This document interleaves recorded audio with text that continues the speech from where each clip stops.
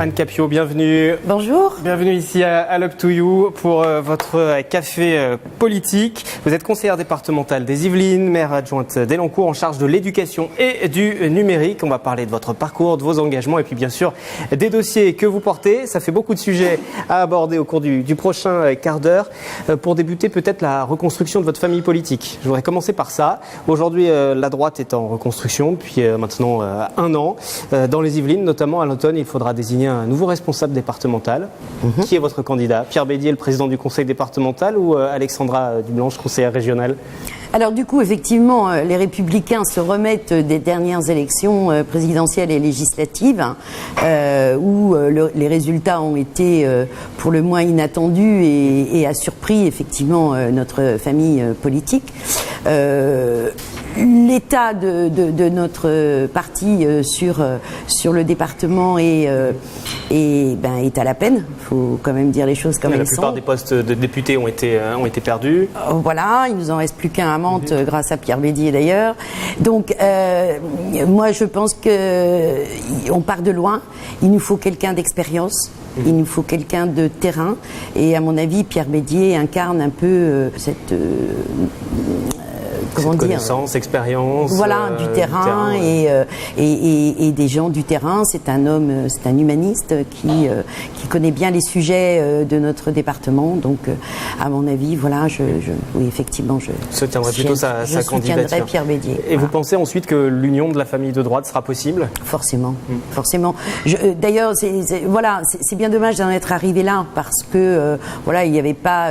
Il aurait fallu qu'on se mette d'accord dès le départ. Je ne suis pas contre le renouvellement évidemment des hommes politiques sur le territoire et ailleurs, mais là la situation fait qu'il y a urgence et il nous faut quelqu'un d'expérience.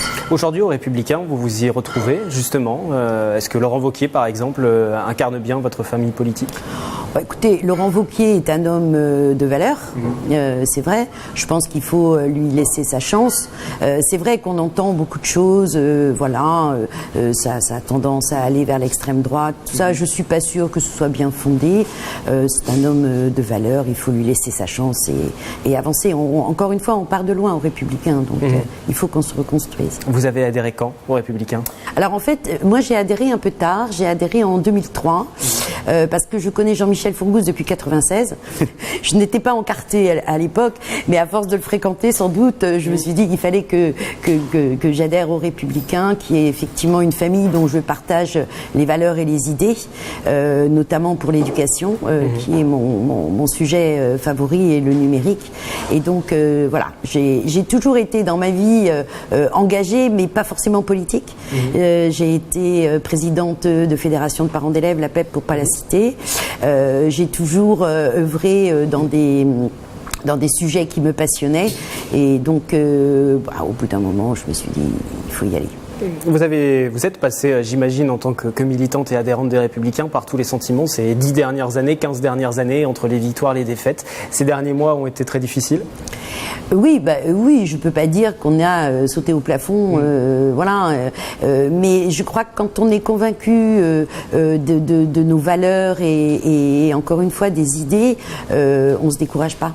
Il ne faut pas se décourager, il faut continuer et voilà. Et je suis sûre que on va retrouver nos lettres de noblesse. Vous avez évoqué Jean-Michel Fourgousse, qui est donc le maire d'Elancourt, que vous avez rejoint donc pour ses différents mandats au sein du conseil municipal de la ville d'Elancourt. Avant ça, vous l'avez rappelé aussi, au sein d'une fédération de parents d'élèves. Pour vous, l'évolution était naturelle vers l'engagement en politique? Oui, naturel, parce que en fait, en 2003, Jean-Michel Fourgousse était député à l'époque, et on avait créé une association qui s'appelait Initiative Terrain, et qui œuvrait pour l'apport du numérique dans les apprentissages scolaires. Et donc, au fur et à mesure des projets, j'ai participé à ces 2 missions parlementaires, une qui devait être en 2009 sur l'apport de l'outil numérique dans les apprentissages scolaires, puis en 2011 un deuxième rapport qui avait été commandé par le Premier ministre de l'époque, qui était sur maintenant on a l'outil numérique, comment est-ce qu'on transforme la pédagogie avec l'outil numérique pour faire réussir les enfants. Donc au cours de ces 2 missions parlementaires, j'ai effectivement rencontré beaucoup de politiques à beaucoup d'échelons qui parlaient de ce sujet.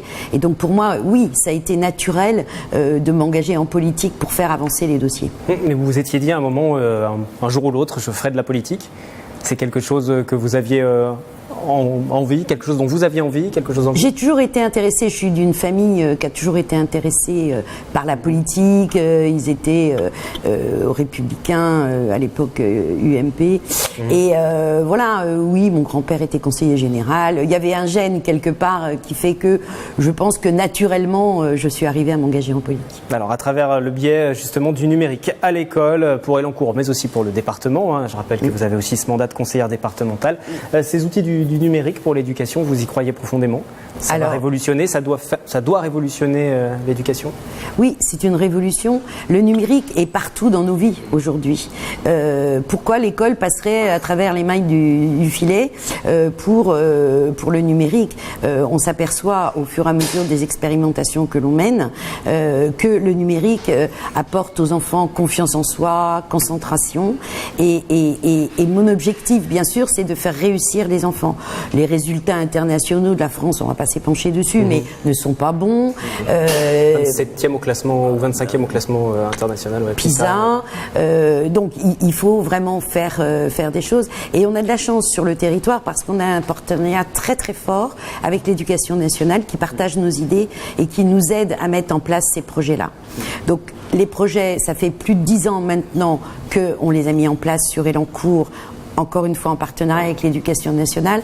On avait affaire au départ à des enseignants qui n'étaient pas forcément attirés par le sujet, mais ils y sont venus petit à petit.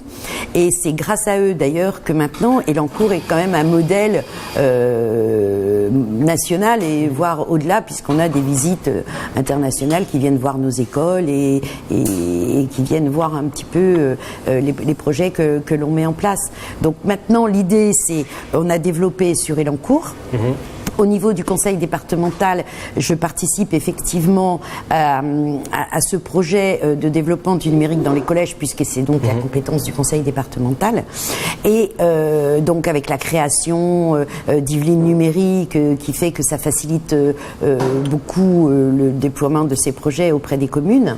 Et maintenant, l'idée, c'est de le développer sur le territoire de Saint-Quentin en Yvelines pour pouvoir avoir une continuité d'apprentissage. Et on a des ambitions très forte, puisque avec l'Éducation nationale, on aimerait développer de la maternelle jusqu'à l'université, puisque Paris-Saclay est quand même un pôle universitaire important sur le territoire. Et vous avez le sentiment d'être suivi aussi par le gouvernement actuel sur ces sujets-là?